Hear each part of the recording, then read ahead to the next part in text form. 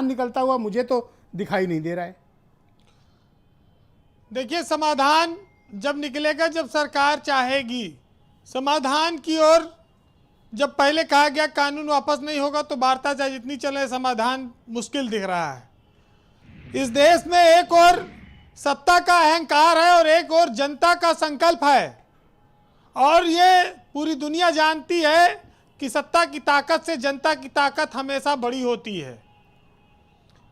अब चूंकि जो लोग ये खुद कहते थे कि हमारा पेट भरने वाले आज भूखों मर रहे हैं, देखो हमारा देश किस तरह से बदल रहा है, कहते थे बहुत हुआ किसानों पर अत्याचार, वो खुद आज किसानों पर क्यों अत्याचार होने दे रहे कर रहे हैं।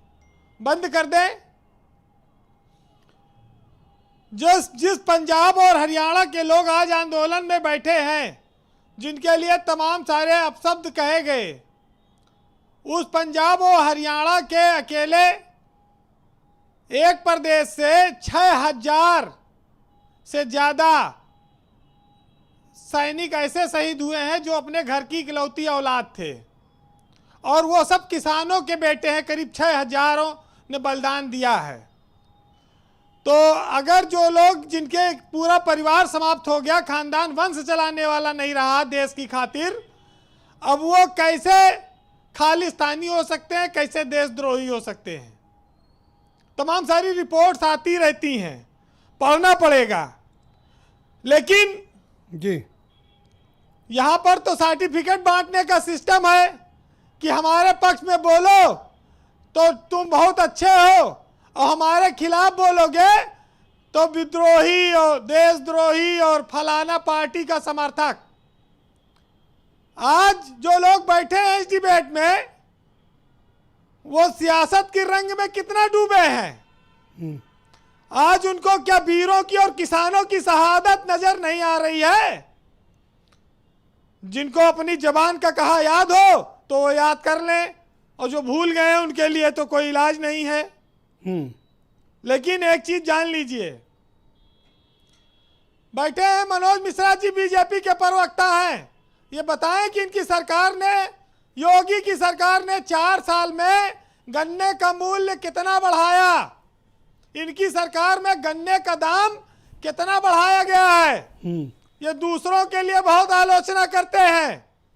ये बताएं कि लखनऊ में 7 रुपया यूनिट तक बिजली क्यों मिलती है। पूरे हिंदुस्तान में सबसे महंगी बिजली नोएडा में है, क्यों मिल रही है जब रामराज की सरकार है। अगर ये सबका भला करने निकले हैं और इनके पास हर मर्ज की दवा है, तो ये काहे आखिर दूसरों को विद्रोही और विरोधी कह के उनके ऊपर आक्षेप लगाते हैं। रोज सर्टिफिकेट बांटने वाले लोग जब आऊंगा डॉक्टर साहब, जब विपक्ष में रहते हैं तो उनको रास्ता नहीं दिखता है। एक दिन आपको भी पॉलिटिकल पार्टी में कहीं भेज रहे थे डॉक्टर साहब। हमको 2 पार्टी ज्वाइन करा चुके हैं, एक बार आम आदमी, एक सपा। लेकिन ये जान लें कि हम ज्वाइन करेंगे भाजपा जब करेंगे, क्योंकि हम रहेंगे हरदम सामने। पत्रकार, हमारे देश में ब्रजेश जी जब देश गुलाम था जी, तब भी जो मुख्य धारा का मीडिया था वो अंग्रेजों के साथ था, वो क्रांतिकारियों के साथ नहीं था, देश की आजादी के लोगों के साथ नहीं था। वो तब भी अंग्रेजों का गुलाम था, उनकी चाटुकारिता करता था। और छोटे छोटे 2-2 पन्ने के अखबार और छोटे छोटे मीडिया के लोगों ने इस देश में क्रांति की मशाल को आगे बढ़ाया। आप बुरा मान गए लग रहा है डॉक्टर साहब की बात का। आगे बढ़ाया जी। तब अंग्रेज उनको भी तमाम तरह की यातनाएं देते थे, उनको भी तमाम तरह के उनके लिए बातें कहते थे। बात बुरा मानने वाली नहीं है, बात सच्चाई चाहे जो वो हमेशा सच रहेगी जी। सरकार कोई भी आवे, परिस्थितियां कोई भी रहे। हमारे जाने के बाद बहुत सारी बातें कही जाएंगी, हमें उसकी परवाह नहीं है जी। लेकिन इस देश में अगर किसान के लिए मीडिया नहीं बोलेगा तो किसके लिए बोलेगा। इस देश में गरीब के लिए, खेतों खलिहान के लिए, अन्नदाता के लिए नहीं बोलेगा तो कब बोलेगा। लेकिन वक्त ऐसा आ गया है कि लोगों को अपनी आलोचना पसंद नहीं है। बहरहाल सत्ता को अपना अहंकार छोड़ना चाहिए। जी वीरेंद्र जी। गरीबों पर, किसानों पर ये जो आंदोलन हुआ है, ना कोई रोड जाम की गई है, ना कोई बस फूंकी गई है, ना कोई तोड़फोड़ की गई है, ना किसी की संपत्ति को नुकसान किया किसानों ने। तो ऐसे किसानों का तो सम्मान होना चाहिए जो 50 दिन से 60 दिन से बैठे हैं अपनी जान पर खेलकर।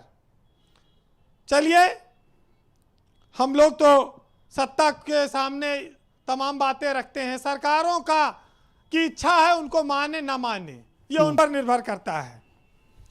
ये आंसू गैस, ये पानी की बौछारें काम नहीं आएंगी, ये गड्ढे, ये बैरिकेड, ये दीवारें काम नहीं आएंगी। और जनता भी जान ले बस इतना, किसान है तो तुम हो, ये अखबार, ये चैनल, ये सरकारें काम नहीं आएंगी। बहुत बहुत शुक्रिया वीरेंद्र जी, आपका बहुत बहुत धन्यवाद। अब मैं आपको सीधे ले चलता हूं भारतीय जनता पार्टी के प्रवक्ता डॉक्टर मनोज मिश्रा के पास। वो 3 बार हाथ उठा चुके हैं और कुछ अपनी बात रखना चाहते हैं। पहले वो अपनी बात रख लें, फिर मैं उनसे सवाल करता हूं। डॉक्टर साहब, गो अहेड, बोलिए।